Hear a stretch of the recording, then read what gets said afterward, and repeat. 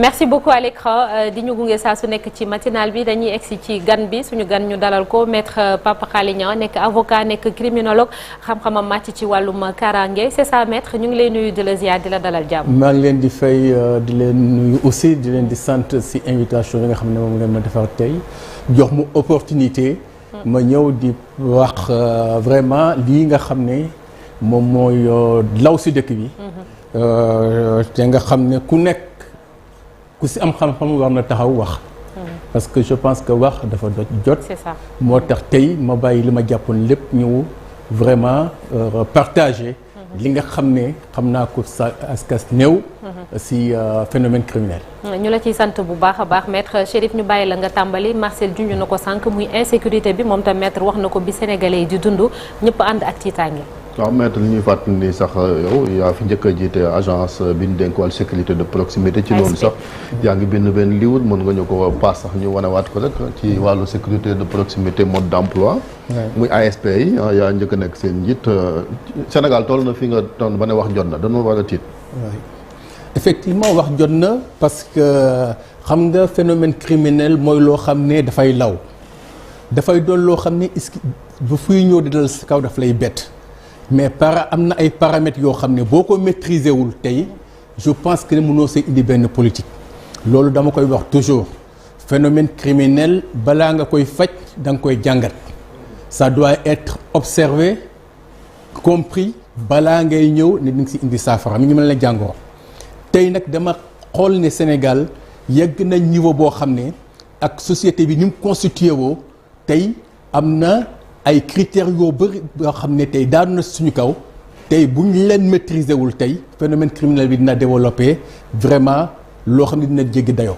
parce que maa ngi leen doon wax ne dafa am évolution phénomène criminel criminalité de comportement la mujjee mooy moom la commencé nga xam ne nit ñi dañuy comporter dañuy gis ay film di seetaan bu ñu seetaanee gis benn jàngoo ñu koy jéem a imiter phénomène imitation la beneen bi mu ñëwee.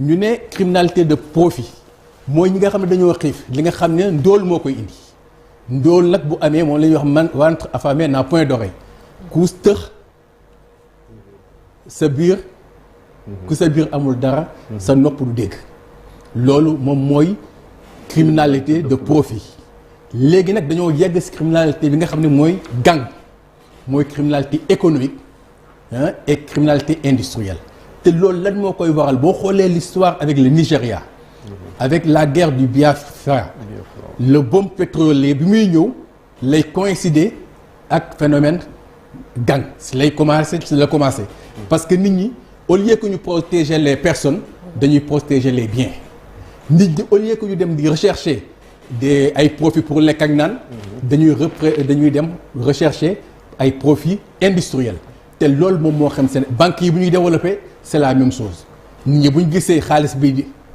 di dem ak a dëkk.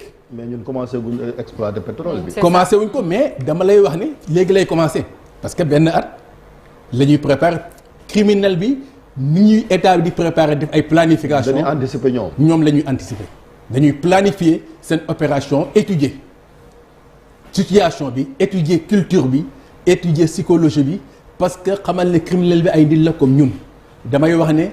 mentalité criminelle bi mooy gën a gaaw a développer ñun suñuy mentalité parce que ñoom seen mentalité dañ koy consacrer si le passage à l'acte ñun suñu mentalité di ngay ko consacrer si li ngay lekk li ngay naan ay ceet yi ay takk yi mais ñoom bu ñu concentré woo directement bii bi ñuy rechercher mooy passage à l'acte te loolu dañ si war a bàyyi xel parce que bu ñu si bàyyiwul xel ñun dinañu bett parce que doole bi ñuy am dañu dépenser moom moo tax mel ne tey.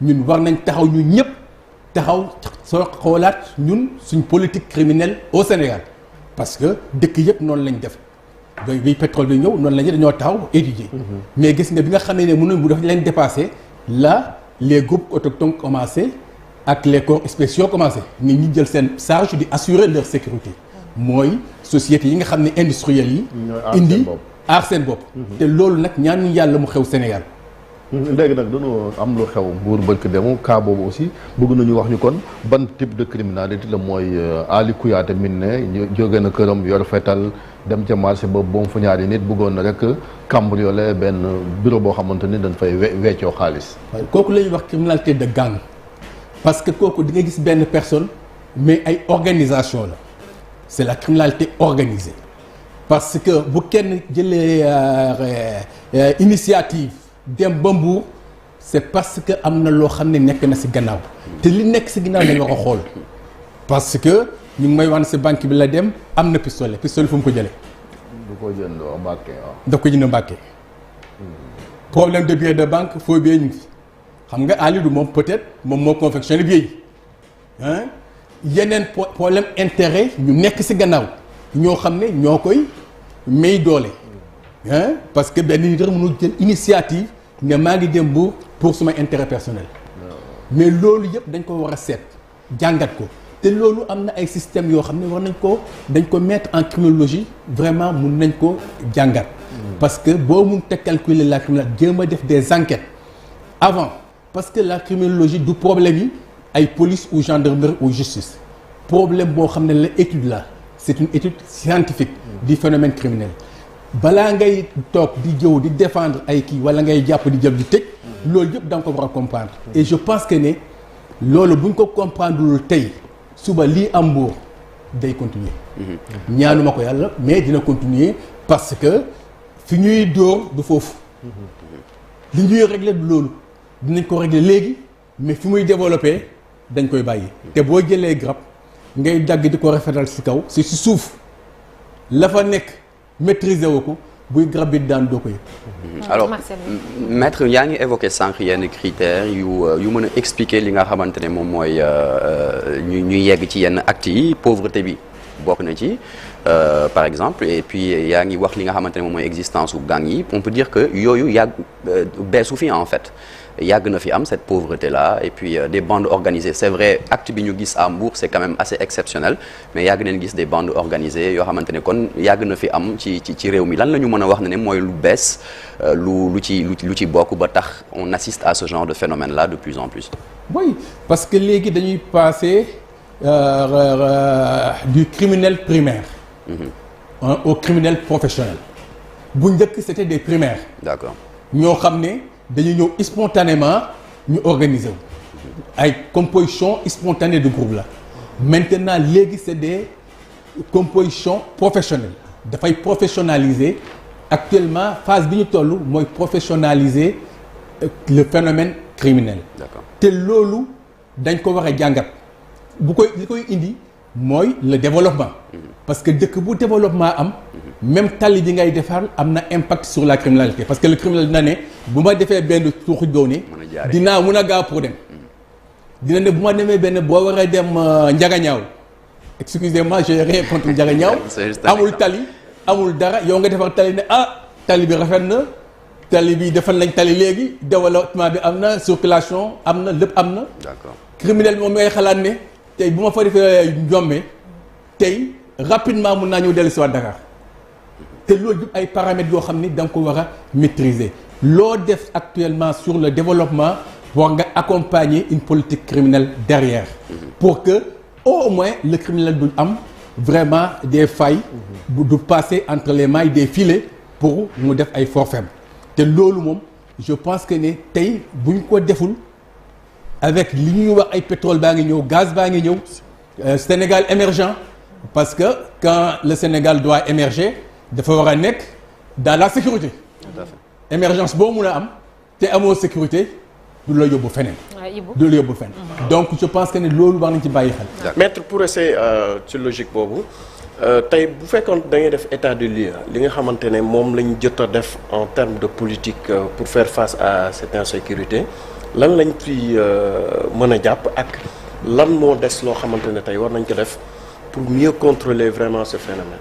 oui état des lieux bi c'est important parce que dama mus a wax ne criminalité da am ay critères de calcul parce que boo xamul ay statistiques ici li ñuy def mooy des bilans jàpp nañ 1000 délinquants jàpp nañ 2000 délinquants jàpp nañ 2 trafiquants de drogue alors que ça c'est une preuve d'échec parce que boo amee fait une bonne prévention quand même jarul ngay yokk wax ay chiffres criminalité prévention mooy ak li nga xam ne moo gën a am importance donc l'efficacité ne résulte pas du nombre d'arrestations mais répression aussi baax na ci baax na si mais en amont il faut commencer par la prévention boo defee une bonne prévention di nga am l'économie d'une répression di nga économiser essence di nga économiser personnel di nga économiser des dégâts yu naroon am donc moo tax dañ ko war a privilégier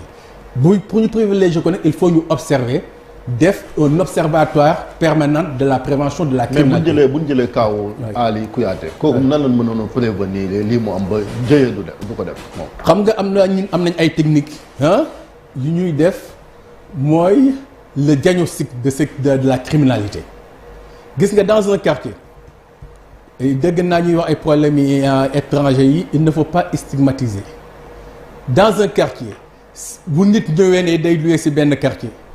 ñoo posé ay valises am benn immeuble boo xam ne 5 étages la délégué de quartier bi xamul kañ la dugg xamuñ fañ la jógee xamuñ kan moo ko fa indi keneen ñëw dugg bu boobaa lu fa am na une responsabilité dans tous les pays du monde tey en Europe man j'ai vécu pendant 40 ans en Europe donc xam naa ne ñu ngi wax CEDEAO ñu ngi wax l'Union européenne dañuy jël di distinguer la libre circulation des personnes et des biens dem ak dikk bi distinguer le libre établissement boo fekkee da nga bëgg a ñëw établir ci dëkk bi durablement dafa am ay formalités yoo xam ne da nga koy def bu ñu xam ne yow yaay kan bu fekkee da ngay voyager nag mën nga voyager bu subaa nga génnaat mais fii dañuy def confondre libre établissement ak libre circulation des personnes et des biens sa carte d'identité ngay ñëw rek def sa benn table sa carte d'identité ngay amee ñëw luye fenn te loolu moom mooy indi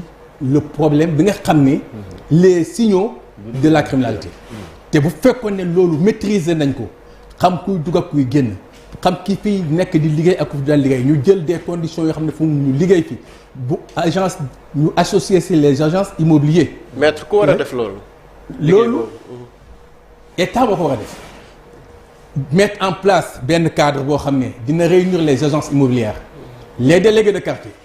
La police, la gendarmerie, yëpp ce qu'on appelle un comité départemental de prévention de la criminalité boo xam ne dina réunir acteurs professionnels yi police gendarmerie réunir les délégués de quartier réunir les comment dirais-je les associations bàjjeni gox ñëpp ñu réunir leen ne leen voilà la situation du quartier ou bien du territoire lii moom lañ leen laaj ngeen koy def parce que mënoo ne nit ñi participation citoyenne ba pare ne leen ñëw leen amul ku nekk xam na ne police buy rond sa buntu kër sax guddi boo gisee police da ngay tëj leen fenêtre yi parce que dafa am lu ñuy ut il faut ñu mettre des canaux de liaison entre police ak population yi maintenant bu ñuy wax ne rek participer leen doo leen gis kenn loolu la ñuy wax la police de proximité police vers la population maintenant on parle de la sécurité de proximité c'est une rencontre des populations avec des tables de concertation sécuritaire dans les quartiers avec le diagnostic de sécurité dans les quartiers. mais police de sécurité boobu maître yaa ñu ko jaayoon mooy ASP yaa ngi ci bind nga ci livre est-ce que finalement kon du échec parce que plus de 10 ans après on note une augmentation de la criminalité. bind naa ci livre. non au-delà de bind yaa jiite woon ASP. mais nit ñi dañ ko jëfandikoowul. vous savez je vais vous dire un secret j'ai mis en place ici au Sénégal présider la loi d'orientation sur la sécurité intérieure à Saly avec tous les directeurs de police gendarmerie. ne leen il nous faut quand même benn canevas jëm a changer l'architecture sécuritaire def sécurité publique police gendarmerie sécurité de proximité les citoyens sécurité civile protection civile groupement des sapeurs-pompiers et la sécurité industrielle c'est ce qu'on appelle la nouvelle architecture sécuritaire parce que sécurité c'est transversal li ngay lekk sax am na de la sécurité voilà. Mais ici on confond la sécurité à la police loolu mi ngi ci biir livre bi loi d'orientation bi yëpp def naa ko la sécurité privée aujourd'hui ay société commerciale lañ xam nga kuy liggéey ci sécurité ñu jox la benn nga dem constituer société ñu jox la benn autorisation ministère de l'intérieur amul fenn sécurité privée dañ ko mun a intégrer dans la sécurité publique contrôler ko avec des règles de sorte que ñoom dinañ participer activement parce que participation bu ñuy wax lii yëpp am na lu ñu ko mën a articuler ba nga xam ni ku nekk booy dugg ci problème de sécurité di nga xam fan ngay jaar ñu joxe la sa cadre d'intervention ay contrôle efficace bu ñu ko defee vous allez voir c'est ce que li ma xam ne moom laa proposé ci livre bi. c'est pourquoi je vois que les gens ñu oui. waaw maître man dama bëgg a dellusiwaat léegi rek ci ba tey rek phénomène ray bi ni mu demee ñi ngi doon wax léegi ay bandes organisées mais bari na ay crimes audio yu nga xam ne ay personnes isolées ñoom ñoo koy def et puis degré de violence bi ak sadisme bi ñu gis léegi dafa mel ni amul woon bu njëkk jam paaka rendi violer rendi jam nit rey nit daggate ko dugal ci saaku toog ak moom ci kër gi ñuy wër lu nekk gis nañ ko fii li xewoon Tambacounda et cetera la fille qui a été trouvée ci nu mu tuddati fu muy def point d'échange ki mu doon liggéeyee dool mu rey ko à Pikine Rue 10 donc mu xeetu rey yu ñaaw yu nga xam ne ñun dañ ko daan dégg rek mais léegi dafa commencé am ndax dafa am corrélation ak pauvreté bi nga doon wax léegi wala aussi drogue bi nga xam ni mi ngi ci réew mi parce que ku lucide est-ce que dina mun a def yenn yi. merci Malick gis nga li ma doon wax léegi. loolu la ñuy wax la sociologie criminelle lii la ñuy wax la criminologie clinique.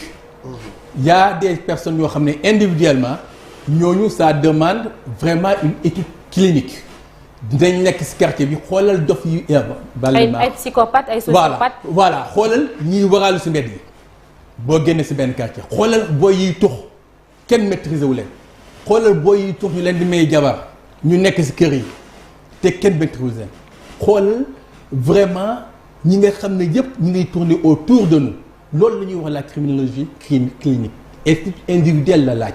nit ki bu nekkee ci quartier bi di def yenn affaires yi délégué de quartier bi walla seen waa kër wax nañ xam ne kii li muy def yëfi nit.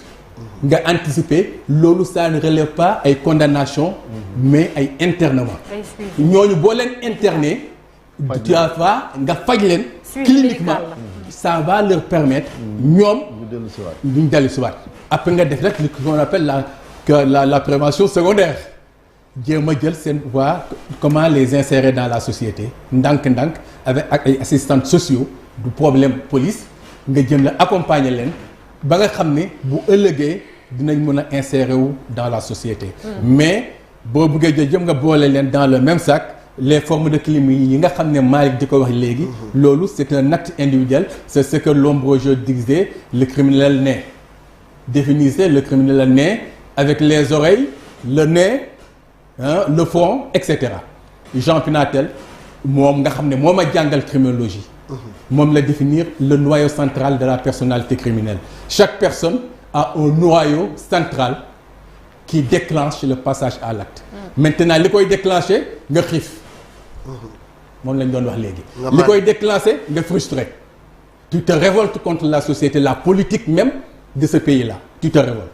Maintenant individuellement tu fais des actes isolés. ak nga mandi. nga mandi ba tàggoog sa sago. nga mandi ba tàggoog sa sago nga def loo xam ne boo ko woon def à l'état normal. te loolu dañu leen war a distinguer. dañ dem ba mineur yi sax léegi léegi ci li mu doon wax sànq am na fan yee passé benn journal bu def benn gëstu ci ay xale yoo xamante ni dañoo nekk ay criminels te daanaka juddooguñu ay adolescents lañu wala amaguñu sax nag voilà ay mineurs amaguñu 18 ans wala loolu ndax xale yi ndax nit bu nekkee xale ci comportement am nu muy doxee digganteem ak ay moroomam wala ci environnement am ndax loolu mën nañ cee jàng ci wàllum étude comportementale ndax xale bi dafay développer yenn signes yoo xamante ni buñ ko teelu la jël en charge bu màggee mën na jural société bi musiba loolu mooy benn laaj bi beneen bi mooy dara bu xewee askan wi dañ naan dañ fee war a def poste gendarmerie wala police te ñu jàpp ni loolu loolu nekkul solution bi mais sénégalais kenn mënut a dindi seen xel ni dara bu amee automatiquement c'est en relation avec la police wala gendarmerie da nga leen di dégg ñu naan fii doo fi gis police doo fi gis gendarmerie. li ngay njëkk a wax mooy ce qu'on appelle le phénomène d'imitation le fait qu'il y ait dans un quartier nga gis koo xam ne xel bi neexul mu def loo xam ne nga doon xale bu ndaw mu jëkk ko suba nga gis ko mu jënd si benn oto jënd benn Jakarta mais da ngay ne lii mooy passage bi nga xam ne moo gën a gaaw xale bi day doon ndaw gis kenn koo xam ne day mal comporté yow xale bu ndaw si da nga ko amee sa kër tey boo ko wanee ni ñu taalee télé bi dina xam ne télé bi da ngay bës benn bouton mu tàkk.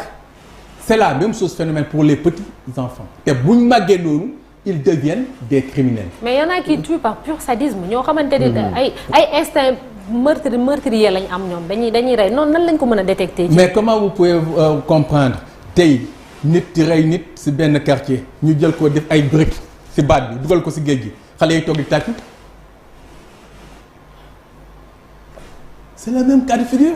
Il pense vers la mort qui était considérée comme un acte grave devient un acte banal parce que fuy xale gisoo ñu jël benn nit di ko suuli di ko denc dañuy ñëw tëj la ci biir kër gi wala xale yi duñ génn wala di ko toog ñaari fan doo génn mais fu ñuy rey nit xale yi toog di tàcc ñii di reetaan ñii di kii mais bu ëllëgee yow rey nit du dara pour yow xale la. Et je pense que yooyu yëpp dañ ko war a comprendre une question de vengeance privée boo xam ne dina développer chez l'enfant un comportement criminel boo xam ne non maîtrisé. Parlant de problème des postes de police. Donc la police fait ce qu'elle doit faire. On ne peut pas avoir des policiers un peu partout mënuñu am ay policiers fu ne mënuñu am ay postes de police pas fu ne dafa am ay politique yoo xam ne da ngay associer l'aspect social mettre en place des maisons de justice des maisons de sécurité mettre en place des commissariats de police nga associer leen. loolu boo leen associé dina la permettre au moyen nga mutualiser les moyens. nga kii mais bu fekkee ne rek poste police bi rek délinquant bi xam na poste police ne. oui mais maître nga baal ma ci dog bi en fait dañu jàpp ne tamit côté politique yi l'État en tout cas li mu war a mobiliser au fond ndegem dëgg la amul suffisamment il peut pas y avoir un policier pour chaque personne loolu moom ñëpp xam nañ ko mais fi mu ko war a def peut-être defu ko ndax dañuy mobiliser gendarme ak policier en masse ci ay événements yoo xamante ne c'est politique. ñu gis ne il y en a quand même suffisamment quand ce genre d'événement là arrive lan moo war a tax tamit bu en temps normal mënuñu fexe ba am benn dispositif boo xamante ne dina fexe ba askan yi bu ñu gisee lii seen xel dina dal. bon loolu c'est une vérité. parce que à chaque fois on a envoyé un événement gis policiers yi ñu taxaw fu ne. te loolu day épuiser la police. c'est pourquoi à un certain moment donné dans le livre me proposé ñu créer un ministère de la sécurité intérieure. boo xam ne police ak gendarmerie rek ñoom ñoo fay dem avec un commandement unifié comme la Belgique l'a fait comme la France l'a fait comme d'autres pays l'ont fait parce que nee nañ tey la police doit être mutualisée les moyens ñu concentré wu mais dañu def ay patrouille mixte même si quand même fusion bi gars yi dañ koy bañ parce que surtout nee nañ côté gendarmerie il y a des réticences pour ñu fusionner. Pourquoi? Parce que dinaa lañ jox il y a une loi de un décret de 1975. La gendarmerie ne peut être mobilisée que sur réquisition du ministre des Forces armées. Non.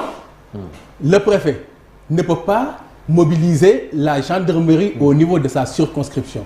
Ah oui. Demande de concours lay def ou réquisition et fii lay ñëw ñu jox autorisation. waaw moo bu fekkee ne bu fekkee ne réquisition de région la de légion c'est-à-dire le groupement national des sapeurs-pompiers le GMI.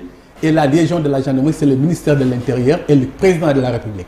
Cette situation-là lourde, cette procédure lourde, comment pouvez-vous admettre à Fatick benn affaire dafa xew nga bëgg a jël demande réquisition ici le commandant de la gendarmerie nationale un préfet di demander ay autorisation de l'intervention ça c'est dépassé.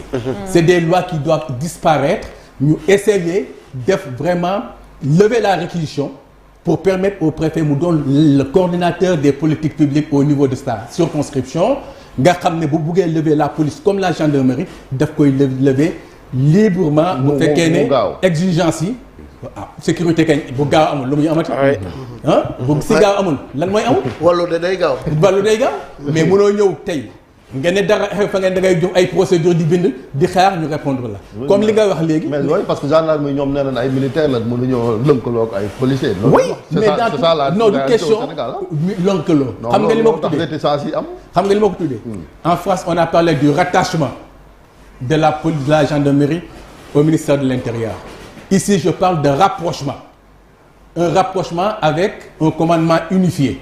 avec un roulement dans le commandement ça bu ñu ko defoon tey ñoom nañ mutualiser seen moyens d'action ak ay moyens yi population yi ñoom ñoo si gagné maintenant nag bu fekkee ne kenn ku nekk day xaar ñu def le découpage ancien territoire fii gendarmerie moo fi intervenir fii moom laa la ñun fii ñu nekk nii voilà gendarmerie tey bu fekkee ne jàpp nañ fii kenn tey nit ñi xëccoo ko ku nekk l'enquête guerre de police comme on dit la guerre des polices et c'est compliqué et je pense que loolu li ko mën a régler mooy une loi d'orientation sur la sécurité intérieure ba nga xam ne dina permettre en ce moment le ministère de l'Intérieur on peut l'appeler autrement ministère des élections qu'on en a besoin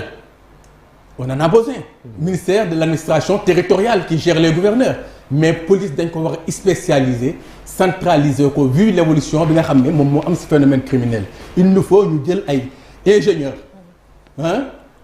il nous faut ñu jël ay médecins légistes il nous faut ñu jël ay cartographes des géographes des sociologues def leen des policiers pour que ñu permettre ñun ñu aider la police mais gis nañ remaniement bi passé quand même am na beneen glissement bu am un ministre délégué loolu ko mën a tuddee boo xamante ni ministère de l'intérieur ñu dénk ko wàllu sécurité de proximité ak protection civile loolu du pas bu ñu def pour li ngay wax ni nga kaaraange gi gën a oui mais ça je m'en réjouis c'est votre prédécesseur d'ailleurs Birame Faye je m'en réjouis parce que je suis le père de la sécurité de proximité c'est acté partout dans le monde ça a été présenté par la France en 1996 le prix des thèses des collectivités territoriales en Europe donc je l'ai développé au Canada je l'ai développé en Belgique je suis en train de le développer au Burkina Faso avec la sécurité globale cette fois-ci donc maintenant quand on parle de la sécurité de proximité il faut comprendre le contenu ils ont fait un séminaire la semaine dernière ici j'avoue que ça me pose problème les spécialistes ici l'Interpol le président de l'Interpol dans la préface que vous allez lire qui dit que la sécurité de proximité c'est pour la première fois dans l'histoire de la sécurité une expérience nous vient de l'Afrique tirée sur la thèse de Maître Pape Khaly Niang ñoom ñoo ko reconnaître la France donc c'est à nous d'en tirer le meilleur profit tey ñuy organiser sous-régional celui qui est l'acteur de ce concept-là il est à Sacré-Cœur chacun donne sa définition de manière azimute de manière approximative sans connaître le contenu moi je pense que c'est gravissime mais je pense que nous sommes là pour le pays nous avons travaillé pour le pays j'ai fait 41 ans dans la criminologie j'ai fait 26 ans dans le droit maître ASP yi comme man li ñu gis ay ASP yoo xamante ne dañ leen di gis léegi ñu nekk ci maire yi di jël ay notes ak yooyu est-ce que looloo taxoon aussi ñuy recruter ay ASP vous savez wala ñu nekk circulation bi je vais vous expliquer le fondement de l'ASP ce n'est pas que la sécurité moi j'avais proposé l'agent d'assistance au développement parce que c'est pour vraiment les populations ñu mettre leen dans une logique d'intégration sociale ou du respect des valeurs républicaines c'est une forme de service civique national ñu jël leen tas leen ñi nekk police au bout de 2 ans on les intègre dans la police la gendarmerie 2 ans on suspend le concours de la police et ce sera tout bénéfique pour l'État parce que l'État li mu la yóbbu école la former pendant 2 ans boo defee 2 ans pratique je pense que 6 mois bu ñu la defaree théorique on va gagner en argent on va gagner en temps et on va gagner en personnel de la même manière les mairies c'est normal le maire a des pouvoirs de police le maire comme le ministère de l'Intérieur en matière de police administrative dafa war a am une police municipale la première composante de la sécurité en Europe en France c'est la police municipale parce que nee nañ le maire moo gën a placé askan wi le maire reste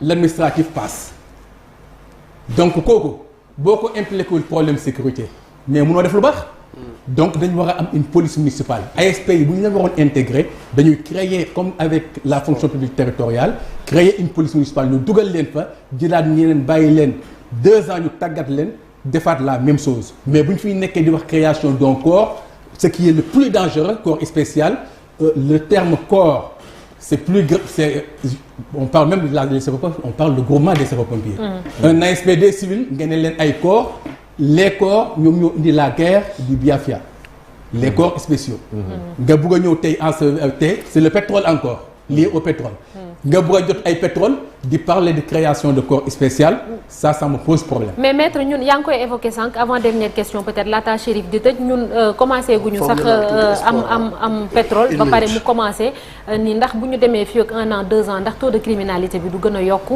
bu fekkente ni peut-être politique yi changé wuñu ko jëmmaluñu li ñu namm ngir gën a mën a wattu kaaraange. je défie qui veut.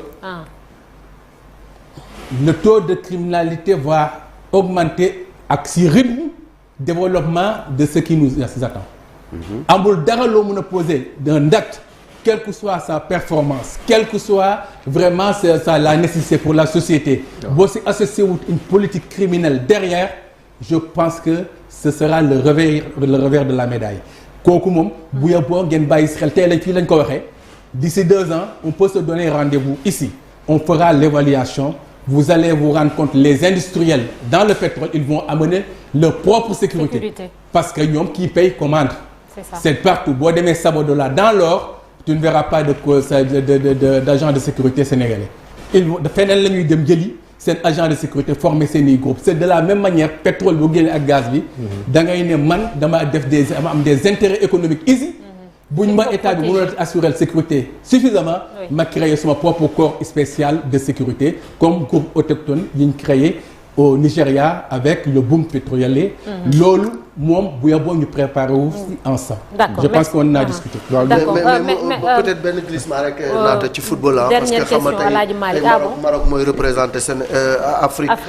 ci demi-finale yi moom dafa créer académie de foot KN Foot International xale yi mu héberger leen interne leen di leen tàggat ak yu mel noonu tey naka nga gisee d'abord la percée du Maroc et de l'Afrique ci scène mondiale bi ak l'échec du Sénégal noo ko analyser rapidement. waaw Malick yow xam nga yow football ni ma si mel. waaw parce que man ak yow du tey. waaw yàgg na. c'est des années et des années on a travaillé dans le football. absolument xam nga ni football dafa doon loo xam ne dañ ko war a jox gëddëm.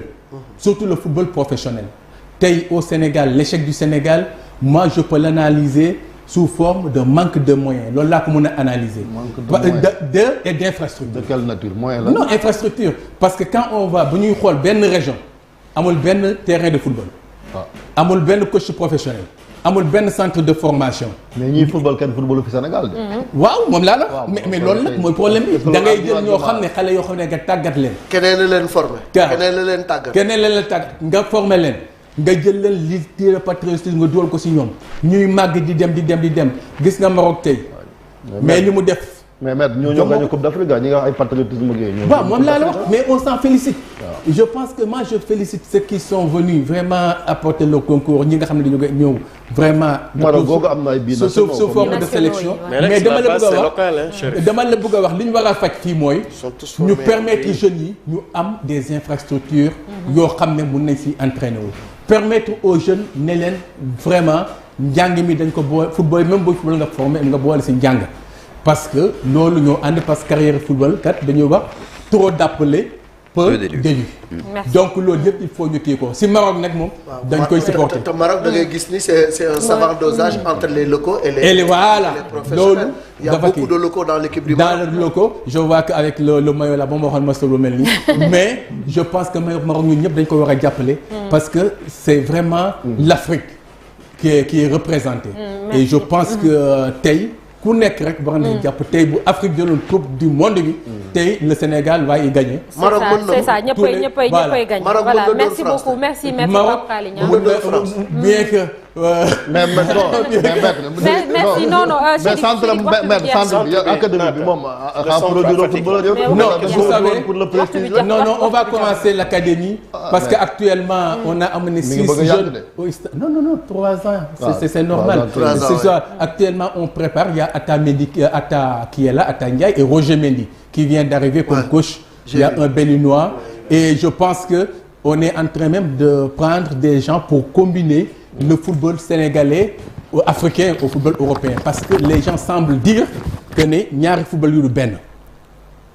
loolu vraiment il faut ñu xool ko. parce que il faut que ñu associer les deux. pour que ñu xam ne vraiment la suñu limite fan la nekk ak suñu fort.